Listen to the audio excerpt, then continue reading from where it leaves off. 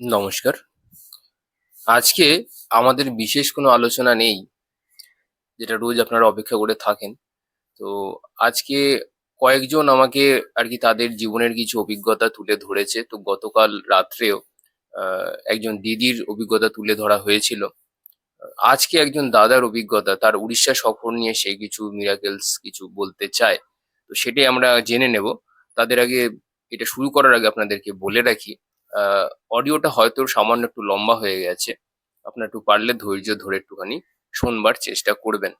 আর দ্বিতীয়ত হচ্ছে কি, যারা অ্যাস্ট্রোলজিক্যাল কনসালটেশন বা গাইডেন্স নিতে চান, বা যারা অ্যাস্ট্রোলজি শিখতে চান, বা যারা মেডিটেশন শিখতে চান, তারা চ্যানেলে দেওয়া নাম্বারে যোগাযোগ করতে পারেন।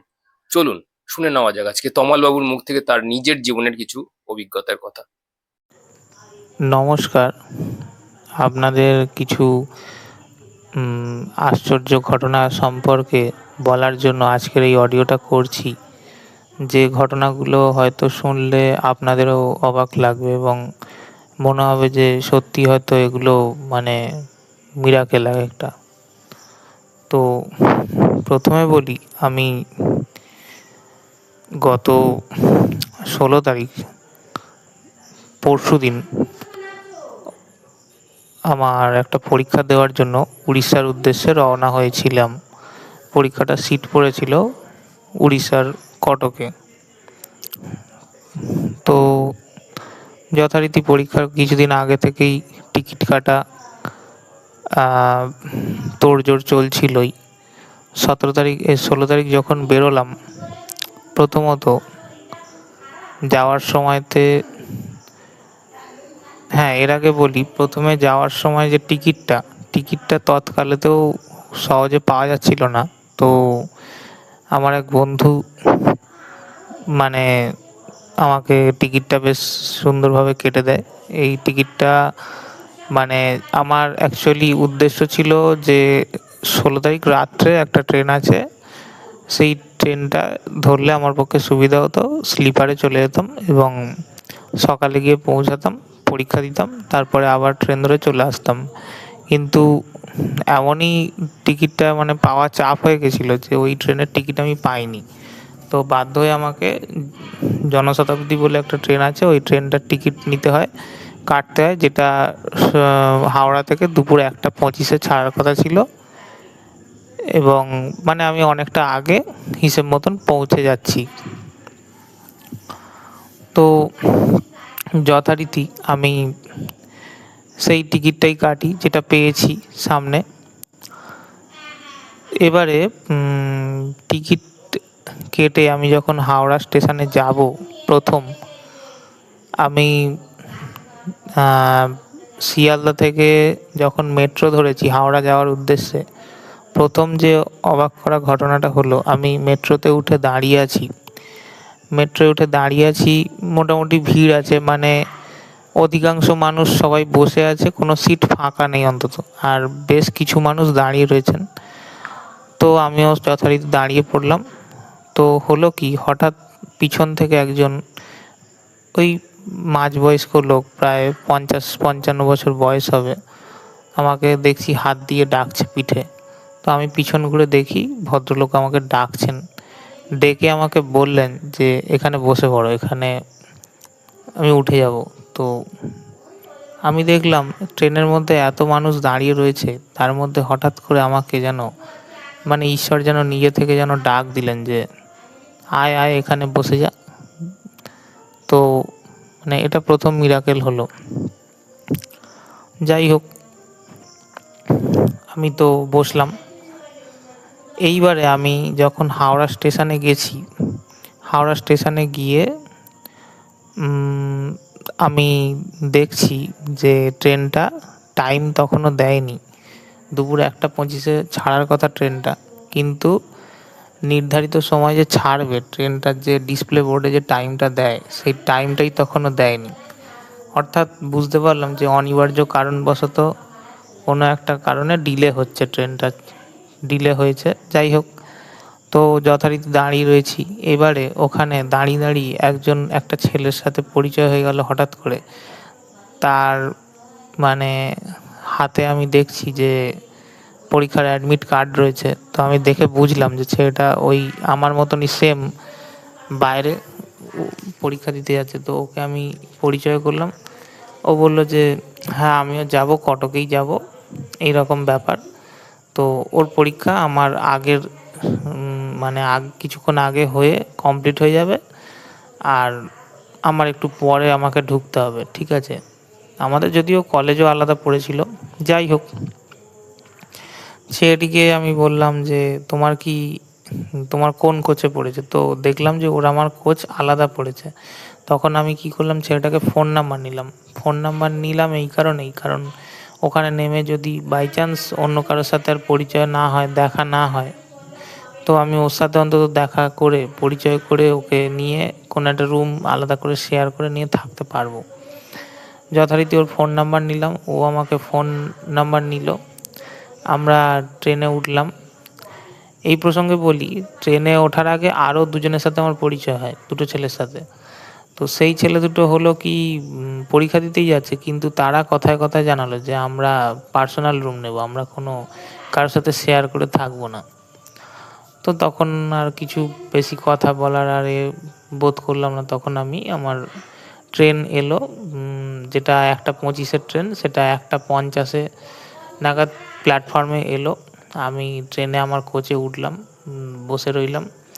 ওখানে যখন রাত্রে নামলাম, প্রায় অনেকটাই দেরিতে রাত্রে নেমেছি। নেমে এবার যথারীতি যা হয়, যেহেতু অনেকটা রাত হয়ে গেছে, নির্ধারিত সময় থেকে অনেকটাই রাত হয়ে গেছে, আমাদের নামিয়েছে। তো এবার যথারীতি হয় একটু চিন্তা হচ্ছে যে হোটেল বুক করতে হবে, একটা হোটেল রুম নিতে হবে। তো আমি যথারীতি একটা লজে ওখানে যেতে যেতে দেখা হয়েছে, এবং ওই ছেলেটার সাথে একসাথেই হাঁটছি, ওই ছেলেটার সাথে। লজটাতে ঢুকেছি, দেখছি বেশ বড় লজ, কিন্তু বলছে কোনো রুম ফাঁকা নেই। তো যাই হোক, ফাঁকা নেই, ওরা রাজি হলো না কিছুই। সেটা তখন আমাকে বলছে যে এদিকে আয়, আমার সাথে এক জায়গায় একটা রুম আছে। তো বললে বিশ্বাস করবেন না, মানে সেই রাত্রে যেন ও আমাকে সেই রাস্তা দেখিয়ে দেখিয়ে নিজেই নিয়ে গেল।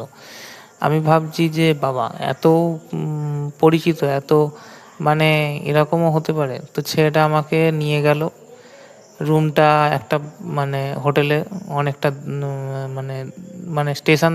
এবার আমাদের হয়েছে কি, স্টেশনের সামনেই হোটেলটা, কিন্তু আমরা এমন একটা সাইড দিয়ে বেরিয়েছি যে ওই হোটেলটায় পৌঁছতে গিয়ে আমাদের অনেকটা রাস্তা ঘুরতে হয়েছে। এমনভাবে আমরা বেরিয়েছি। যাই হোক, তো লোকেশান অন করে অনেকে এভাবে গেছি। গিয়ে ছেলেটা দেখছি কথা বলছে, মানে ছেলেটা আগে একবার এসে ওখানে ছিল, যার ফলে একদম পরিচিত লোকদের মতন করেই কথা বলছে ওখানে, একদম এর মধ্যে। তো বলছে, ওরা যথারীতি দেখে আমাদেরকে মানে নিজেদের ওয়েট বাড়ানোর জন্য বলে যাচ্ছে যে রুম নেই হে, রুম নেই হে, এরকম হিন্দিতে বলে যাচ্ছে। তো ছেলেটা বলছে রুম একটা আছে, রুম একটা দেখে দাও, দেখে দাও, এরকম করছে। তো আমরা যথারীতি রুমটা একটা লাস্টে পেলাম। এবারে রুমটা পেলাম। এখানেও একটা বলে রাখি, এই সব জায়গায় রুম সাধারণত মানে 500 করেই নেয়। আমার আইডিয়া ছিল, আমি আগের বারে একবার ছিলাম, সেটা যদিও ভুবনেশ্বরে। তো আমাকে 500 নিয়েছিল। সেটা আমরা 4 জন ভাগ করেছিলাম রুমটাতে। তো পার হেড 500 করে, টোটাল 2000 নিয়েছিল ওরা তখন। তো আমি ভেবে আছি যে হয়তো 500-র নিচে নেবে না। যাই হোক, রুমটাতে একবার দেখে এলাম, বললাম হ্যাঁ পছন্দ হয়েছে। 500 টাকা আমাদেরকে বললো 700 টাকা পড়বে। তো আমি আর ও দুজনে মিলে 350 টাকা করে শেয়ার করে রইলাম। তো আমরা যখন কথা বলছি সেই সময় হয় কি, আবার একটা অন্য ছেলে এসে হাজির হয়, সেও ক্যান্ডিডেট। তো ও আবার আমাদের সাথে একসাথে থাকে রুমটাতে। তো ওকে হচ্ছে 2টো বেড ছিল, তার মধ্যে একটা বেড ছিল বেশ বড়, মানে দুজন সেখানে অনায়াসে শুতে পারবে। তো আমি আর ওই যে ছেলেটা হাওড়ার থেকে আমার পরিচয় হয়েছে, ও ওই বেডটায় ছিলাম। আর ওই আরেকটা অপেক্ষাকৃত ছোট বেডে ওই নতুন ছেলেটাকে ও ছিল। ওকে ও বললো ঠিক আছে, আমরা এইভাবে শেয়ার করে থেকে যাব, আমাদের কোনো অসুবিধা নেই। 3জনই বেশ আমাদের বন্ধুত্ব মতন হয়ে গেল। ভালো বেশ। যাই হোক, তো যথারীতি আমাদের বন্ধুত্ব হয়ে গেল, রয়েছি। যে নতুন ছেলেটি, সেই ছেলেটি বলল, আমি হচ্ছে কাল সকালেও যাব না, আমার যেতে যেতে পরের দিন যেতে হবে আমাকে, কারণ আমার ট্রেন পরে। তো ও একটু বেশি সময় ধরে ছিল, আমরা তার মধ্যে একটু আগে বেরিয়ে গেছি ওর থেকে। যাই হোক, এবারে আপনাদের আসি প্রসঙ্গে, যে পরীক্ষা দিতে যাওয়ার প্রসঙ্গটা। সকালে যথারীতি যে সময়ে, নির্ধারিত সময় বেরোনোর কথা, আমি বেরিয়ে গেছি। এবার এমনই মিরাকেল দেখুন, আমার যে কলেজটা পড়েছে ওখান থেকে প্রায় অটোতে আধ ঘন্টার ওপর লেগেছে, আধ ঘন্টার কাছাকাছি, আধ ঘন্টার থেকে একটু বেশি লেগেছে। আর ওরা যে দুজন যে ছিল, যে কলেজে পরীক্ষা, একই কলেজ, এবং ওই হোটেল থেকে বেরিয়ে জাস্ট 5 মিনিট হাঁটা পথ ওদের ছিল। ওদের কোনো মানে অটো বুক করতে হবে না, এমন একটা রাস্তা ছিল। জাস্ট বেরোবে, পরীক্ষা দেবে, চলে আসবে। ঠিক আছে, হেঁটে হেঁটে যাবে, পরীক্ষা দেবে, চলে আসবে, এরকম। তো যথারীতি আমার অটোটা দূরে পড়েছে। এবার ওই জায়গাটা এমনই জায়গা যেখানে র্যাপিডো যাচ্ছে না, র্যাপিডো বুক করতে গেলাম, যাচ্ছে না। যাই হোক, এবার র্যাপিডো হলে কী হয়, একটা ফিক্সড একটা প্রাইস থাকে ওদের, এই প্রাইস মোটামুটি ফিক্সড করে থাকে, এটাই যাব আমরা। এবার যথারীতি আমি যখন অটোতে উঠতে গেছি যখন, আমাকে বলা হচ্ছে, যেহেতু আমি নতুন এবং যা হয়, তো আমাকে বলা হচ্ছে যে 250 টাকা দিতে হবে। তো আমি সেই এবং আপনাকে তাহলে আমি রিজার্ভ করে নিয়ে যাব, রিজার্ভেশন করে। আর নয়তো আপনাকে ওয়েট করতে হবে, আরও দুজন আসুক, তাহলে সেই দুজন প্লাস আপনি 3জন উঠবেন। তো তখন দেখা যাবে, আর যদি আসে তাহলে শেয়ারে আপনি যেতে পারবেন, এরকম বললো আমাকে। তো কি হলো ব্যাপারটা, আমি 200 টাকা বলেছি ওদেরকে। আমি বললাম যে দেখুন, 200 টাকা দেবো, আপনি চলুন। কারণ পরীক্ষা ছিল, এবার টাইম আমার হাতে আছে, তবুও মনে হচ্ছে যে দুটো লোক আরও যে আসবে এই এলাকায়, কারণ ওখানে না খুব মানে ফাঁকা ফাঁকা এরিয়া, মানে খুব বেশি মানুষ, মানে প্যাসেঞ্জার পাওয়া খুব মুশকিল ওখানে, মানে যেটা আমি দেখে বুঝলাম। যাই হোক, এবারে ওখানে আমি উঠেছি। এবার আমি ওখানে কথা বলছি, হঠাৎ দেখি দুজন স্বামী স্ত্রী এসে হাজির। তো ওনারা যাবেন বলছেন। তখন ওই যে অটোওয়ালাটি আমার সাথে কথা বলছিল, উনি সঙ্গে সঙ্গে অন্য আরেকজন অটোওয়ালাকে দেখিয়ে দিলেন, কি ওনার মাথায় চাপলো। তো আমরা 3জনই ওনার কাছে গেলাম, অটোওয়ালার কাছে। ওই নতুন অটোওয়ালাটা আমাকে বলল, আপনার যে কলেজ আছে, আপনাকে আমি 150 টাকা নেব। ঠিক আছে। তো তারপরে 150 টাকা শুনে যে অটোওয়ালাটা প্রথমজন, সেও একটু ওর সাথে কথা মতন কাটাকাটি মতন হলো, যে কি বলছিস 150 টাকা এ করা। আমি তখন বললাম একটাই কথা, যে এই তো উনি তো 150 টাকায় রাজি হয়ে গেলেন, কি করে। তো যথারীতি মানে শেয়ারে যেহেতু যাচ্ছি, তো আমার 150 টাকায় উনি রাজি হয়ে গেলেন, নিজে থেকেই বললেন। আমি মনে মনে ভাবলাম যে দেখুন, আমি 200 টাকা দেওয়ার জন্যই হয়তো দরাদরি করছিলাম, তো ঈশ্বরের এমনই করুণা যে আমাকে 150 টাকাতে উনি রাজি করিয়ে দিলেন। এবার আমি যথারীতি উঠলাম অটোতে, এবং যে অটোওয়ালা আমাকে নিয়ে গেল, নতুন যে অটোওয়ালাটা, মানে খুবই ভালো ব্যবহার দেখলাম। আমি ওনাকে বললাম যে একবার রাস্তা যেতে যেতে, যে আচ্ছা, যেখানে যাচ্ছি ওখানে কি কোনো হোটেল পাবো খাওয়া দাওয়ার জন্য? একটু ভাত খেতে পারলে আমার ভালো হতো। তো উনি আমাকে বলছেন যে না, আপনি ওখানে হোটেল পাবেন না, মানে এমনি ডাল পুরির দোকান পাবেন, এরকম টিফিনের দোকান পাবেন, কিন্তু হোটেল পাবেন না। তো এই বলতে বলতে উনি কি বলেছেন, উনি হঠাৎ কি হলো, আমাকে রাস্তার ধারে একটা হোটেল এক জায়গাতে এলো, ওখানে দাঁড় করিয়ে দিলেন। আমাকে বলছেন যে আপনি এক কাজ করুন, আপনি এই হোটেলে খেয়ে নিন, আর আমি বরং এনাদেরকে একটু ছেড়ে দিয়ে আসি, একটু অন্য সাইডে এনাদের যাওয়ার গন্তব্যস্থল, তাহলে ওখানে আমি ওদেরকে ছেড়ে দিয়ে আসি, আপনি আধ ঘন্টার মধ্যে আমি চলে আসবো, আপনি খেয়ে নিন, আর আমার ফোন নাম্বারটা রাখুন, আপনি ফোন করে নেবেন আমাকে যদি আপনার তাড়াতাড়ি হয়ে যায়। ফোন নাম্বার দিল, উনি চলে গেল। আমার জাস্ট খেতে আধ ঘন্টার মতন লাগলো, একদম অ্যাকিউরেট টাইম। আমি খেয়ে নিলাম, খাওয়া দাওয়া করে হাত ধুয়ে সবে দোকানদারকে টাকাটা দিতে যাব, ঠিক সেই সময় অটোওয়ালা এসে হাজির। হোটেলে খেলাম আপনার ওই ডাল ভাত, আলু ভাতে দু রকম ভাজা, মানে পটল ভাজা, আলু ভাজা, এবং দু পিস মাছ দিয়ে একটা ঝাল, মানে মাছের কালিয়া, দু পিস মাছ দিয়ে। তো এরকম একটা মিল ছিল আমার, 120, 120 টাকা। যাই হোক, এটা খেয়ে দে আমি যখন টাকা দিতে যাচ্ছি দেখি অটোওয়ালা এসে হাজির। অটোওয়ালা এসে হাজির, তো অটোকে উঠলাম, অটোতে উনি আমাকে পৌঁছে দিলেন। এবং পুরো রাস্তাটা বাকিটা আমি, হ্যাঁ, ওই প্রসঙ্গে বলি, আর একজন উঠলো মাঝখানে, যাই হোক তিনিও উঠেছেন। তো মোটামুটি আমি 150 টাকা দিলাম, দিয়ে অটো থেকে নেমে গেলাম। এবং আমার ওনার ব্যবহার এত ভালো লাগলো, আমি ওনাকে ওখানেই একটা প্রণাম করি। উনি বলেন যে আসলে আমরা তো হেল্প করার জন্য চেষ্টা করি যতটা পারি, মানুষকে করি। তো হিন্দিতে এইভাবে কথোপকথন একটু হলো। আমি বললাম, না, আপনি আমার অনেক উপকার করেছেন আজকের। কারণ আমার তখন মনটা খুব খুশি হয়ে গেছে। আমি তো ভাবতেই পারিনি যে আমাকে 150 টাকায় নিয়ে যাবে ওই রাস্তাটা। তো যেখানে 250 করে চেঁচাচ্ছিল। তো মানে এটা খুবই, মানে এটা ঈশ্বরের প্রতি একটা কৃতজ্ঞতা বোধ এলো এত, মানে হয়তো ঈশ্বরের ইচ্ছা ছাড়া এটা সম্ভবই হতো না। যাই হোক, এবার আমি যথারীতি আমার কলেজে ঢুকে যাই পরীক্ষা দিতে। তো পরীক্ষা দিই, করি। এবার পরীক্ষা দিলাম, পরীক্ষা দিয়ে বেরোলাম যখন, তখন অটোওয়ালা, মানে তখন তো প্রচুর স্টুডেন্ট ভর্তি, তো অটো তো রিজার্ভ হয়ে যাচ্ছে। তখন 60 টাকা করে পড়লো, অটোওয়ালা 60 টাকা নিল, আমাকে স্টেশনের কাছে, মানে আমার যে হোটেলটার কাছে আমাকে পৌঁছে দিল। তো আমার অনেক রাত্রে ট্রেন ছিল।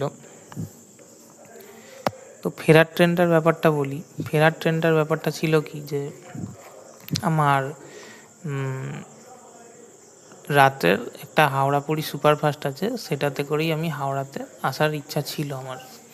তো সেই ট্রেনটা এত, মানে তাড়াতাড়ি বুকিং হয়ে গেছে যে তৎকালেও সেখানে টিকিট পাওয়া যায়নি।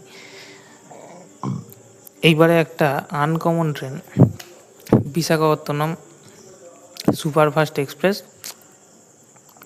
যেটা হাওড়াতে আসে না, যেটা শালিমারে আসে, সেই ট্রেনটা আমাকে, যে দাদা আমার টিকিট কেটে দেয়, সে হঠাৎ দেখে বললো এই ট্রেনটা ফাঁকা আছে, চলে এসো।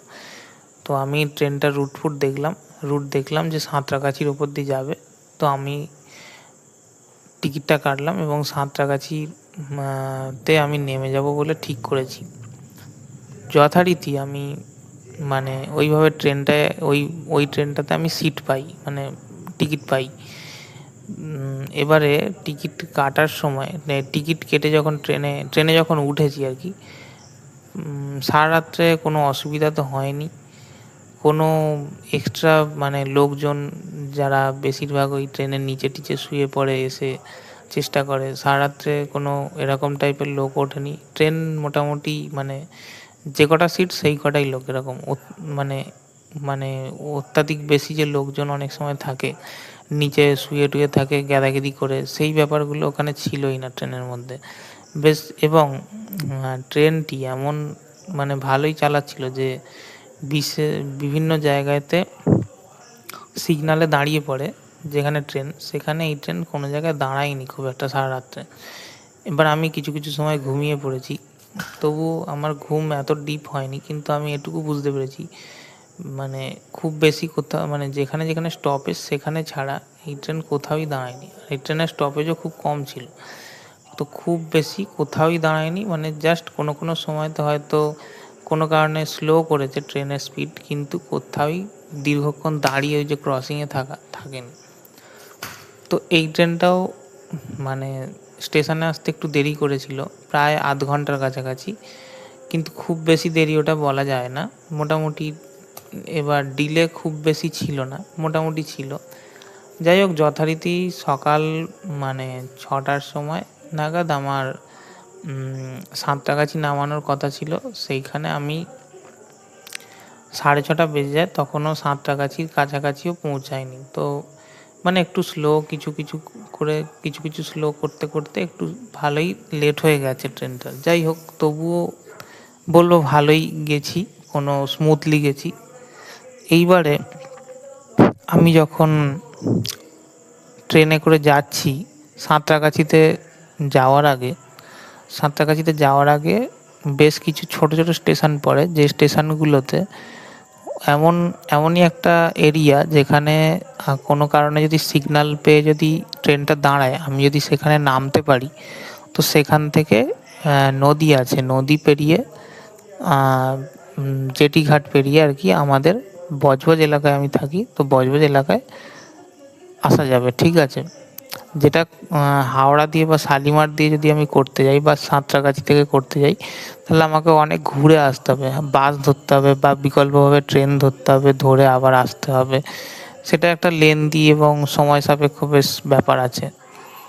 তো আমি কি করেছি, আমি অনেকক্ষণ থেকেই ভাবছিলাম মনে মনে, ঈশ্বরকেও বলছিলাম যে যদি সম্ভব হয় এই জায়গাটা একটু যদি দাঁড় করাও কিছু এরকম কোনো একটা স্টেশনের কাছে করে, তাহলে আমি একটু নেমে আমার বাড়িতে তাড়াতাড়ি পৌঁছাতে পারি। তো সত্যি কথা বলতে কি, মানে মিরাকেল হলো যে ট্রেনটা একদম দাঁড়াচ্ছিলই না, জাস্ট কিছু কিছু জায়গায় একটু করে স্লো হচ্ছিল। মানে স্লো মানে ওটা অ্যাকচুয়ালি ওই স্লোতে নামাও যাবে না, এমন স্লো ওটা। যাই হোক, তো এক্সপ্রেস ট্রেন তো কোথাওই দাঁড়ায় না চুট। তো হঠাৎ দেখলাম ওইখানে চেঙ্গাইল বলে একটা স্টেশন আছে, সেই স্টেশনেতে এসে জাস্ট 8 থেকে 10 সেকেন্ডের মতন ট্রেনটা দাঁড়ালো কিছুক্ষণ। তো আমি তো যথারীতি বলতে গেলে রেডি ছিলাম এক প্রকার, মানে আমার ততক্ষণে ব্রাশ করা হয়ে গেছে, মুখ ধুয়ে নিয়েছি, ফ্রেশ হয়ে গেছি। আমি চুপ করে সিটেতে আমার বসেছিলাম, আর আমার সিটটাও গেটের কাছেই ছিল। সিটে বসেছিলাম, বসে বসে ফোনেতে দেখছিলাম যে আর কতক্ষণ টাইম লাগতে পারে, অ্যাপ্রক্স হিসেব করছিলাম। তো ঘাঁটাঘাঁটি করতে করতে দেখি হঠাৎ করে দাঁড়িয়েছে ট্রেনটা। আমি সঙ্গে সঙ্গে দেখি বাইরে যে প্ল্যাটফর্মও রয়েছে, ট্রেনটাও দাঁড়িয়েছে। এরকম নয় যে খুব মিডিলে করে কোথাও দাঁড়িয়েছে যেখানে প্ল্যাটফর্ম নেই। তো একদম মানে যাকে বলে, মানে আমার সুবর্ণ সুযোগ, আমি মানে ইচ্ছা করলেই নেমে যেতে পারি। তো যথারীতি আমি দ্রুত পায়ে নেমে গেলাম প্ল্যাটফর্মে। নেমে যেতেই জাস্ট নেমেছি, ট্রেনটা সঙ্গে সঙ্গে ছেড়ে দিল। তো মনে হলো যেন পুরো মানে আমার জন্যই যেন ট্রেনটা জাস্ট দাঁড়ালো। আমি নামলাম, ট্রেনটা ছেড়ে দিল সঙ্গে সঙ্গে। যথারীতি ওখান থেকে আমি এবারে মানে স্টেশন থেকে বেরিয়ে লোককে জিজ্ঞেস করছি যে এদিকে যদি টোটো যায় একটু বলুন, কোন দিকে গেলে আমি জেটিঘাটটা পাবো। এখানেও দেখুন মজা কেমন, আমি দুটোকে জিজ্ঞেস করেছি, দুটো টোটোকে, তারা কেউ বলছে যাবো না। অথচ শুনলাম ওখানে টোটো যায়, যাই হোক যাবো না বললো। আমি তখন আইডিয়া করলাম যে এক কাজ করি, এখান থেকে দেখি লোকেশানটা অন করে। তো লোকেশানটা অন করে দেখি হেঁটে যাচ্ছে সবাই, হেঁটে গেলে 8 মিনিট লাগছে, 8 মিনিট টাইম লাগছে। তো ডিরেকশান অন করে আমি হাঁটতে লাগলাম, হেঁটে হেঁটে হেঁটে হেঁটে ওই 8-10 মিনিটের মধ্যেই আমি পৌঁছে গেলাম। এবার আপনারা দেখুন, আমি যদি টোটোটায় উঠতামও, আমার যদি টোটোটা যদি যেত, আবার আমার কাছে 10-12 টাকা খরচ হতো। ঠিক আছে, তো ঈশ্বরের আশীর্বাদ ছাড়া কী বলবেন এটাকে, আমার তো খরচটা হতেই পারতো। এবং যে পরিমাণ রাস্তা একটুখানি, ওটা আমার পয়সাটা দিতেও কিরম গায়ে লাগতো। আপনারা তো অনেকেই জানেন যে এরকম রাস্তাঘাটে অনেক ক্ষেত্রেই হয়, আমরা অচেনা জায়গায় যাই, অটো বা টোটো ধরি, এবং মনে করি যে হয়তো রাস্তা অনেক, কিন্তু তারপরে যখন একটুখানি রাস্তা গিয়েই যখন তারা একগাদা টাকা চেয়ে বসে, তখন তো আমাদের বেশ আফসোস লাগে যে এইটুকুনি রাস্তা আমি তো হেঁটেই চলে আসতাম অনায়াসে। যাই হোক, যথারীতি আমার বেশ আবার ভালো লাগলো, যাই হোক আনন্দ লাগলো যে যে দেখুন আমার তো ওই টাকাটাও যেতে পারতো। তো এবার আমি এসে খেয়া ধরলাম, হেঁটে হেঁটে এসে খেয়া ধরে মানে ফেরিঘাট, একটা মানে ভটভটি নৌকো চলে, ভটভটি নৌকো একটুখানি সামান্য ওই নদীর পাড়েতে নামতে হলো, একটু নেমে ভটভটিতে উঠলাম, উঠে বসে চলে এলাম। তো এই পারে এসে আমি আমার আবার অটো ধরলাম, আমার যেখানে আমার বাড়ির অটোটা ধরলাম। একটু সামান্য হাঁটতে হয়, হেঁটে এসে অটো ধরলাম, অটো ধরে বাড়ি এলাম। তো আমি বাড়ি ঢুকেছি প্রায়, তখন বাজে ধরুন আপনার ধরুন ওই 8টা হবে, ঠিক আছে। সব কিছু মিলিয়ে একদম কোথাও দেরি করিনি, কিছু করিনি। টাইমে টাইমে ট্রেন পেয়ে গেছি, মানে টাইমে টাইমে অটো পেয়ে গেছি, মানে খেয়া পেয়ে গেছি, তারপরে সে অটো পেয়েছি, যাই হোক। তো এই ছিল আমার সফর। মানে আমাকে আপনি বলবেন যে মানে যেখানে মানুষের আজকের যুগে দাঁড়িয়ে মানে বাইরে গেলে, বাইরের কোনো স্টেটে পরীক্ষা দিতে গেলে বা কোনো কাজে গেলে, যেখানে খরচ প্রায় অনেক সময় মানে লিমিট ছাড়িয়ে যায়। আপনার হয়তো আপনি হয়তো একরকম ভেবে যাবেন, একরকম হিসেব করবেন, সেখানে গিয়ে হয়তো অনেক আনসার্টেনভাবে খরচ বেশি হয়ে যায়। যেমন ধরুন হোটেল ভাড়া, আপনি হয়তো ভাবছেন যে আপনার নেবে হয়তো 500 টাকার বেশি নেবে না, আপনি সেখানে গিয়ে কোনো কারণে হয়তো দেখা গেল 700 টাকা নিয়ে নিল আপনার থেকে। মানে এগুলো তো আপনাদের কোনো মানে আইডিয়া করলেও আপনি একটা আন্দাজ করবেন, কিন্তু গিয়ে হবে আর এক দেখছেন। এই যে জিনিসগুলো হয়, অত্যাধিক কস্টিং পড়ে যায়। তো আমার ক্ষেত্রে একটা মিরাকেল যে আমার অত্যাধিক কোনো কস্টিংই পড়েনি।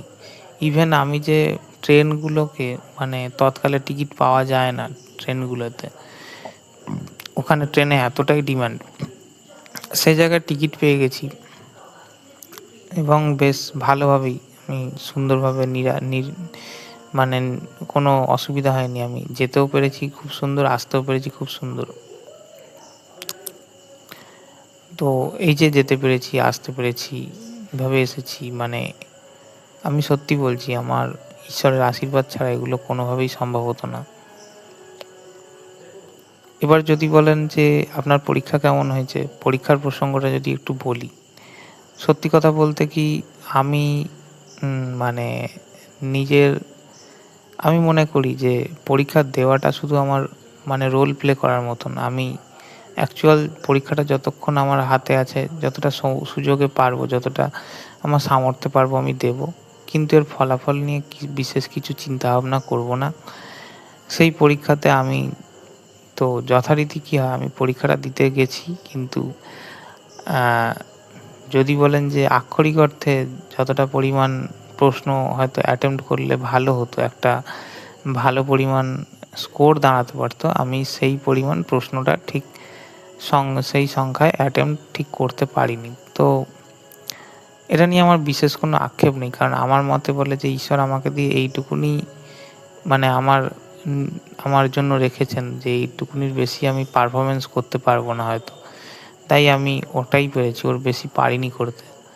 তো যাই হোক, আমি যতটা সম্ভব মানে আমার নিজের স্বতঃস্ফূর্ত প্রজ্ঞা এবং বুদ্ধি এবং স্মৃতিশক্তি দিয়ে যতটা পেরেছি মানে উত্তরগুলো দেওয়ার চেষ্টা করেছি, খুব বেশি যাতে না ভুল হয় সেদিকে চেষ্টা করেছি। তো মানে আমি শুধু আমার নিজের মানে যে কর্মটুকু করার দরকার, শুধু সেইটাকে চিন্তা করে গেছি, যে সবসময় যে আমি শুধু ওইটাই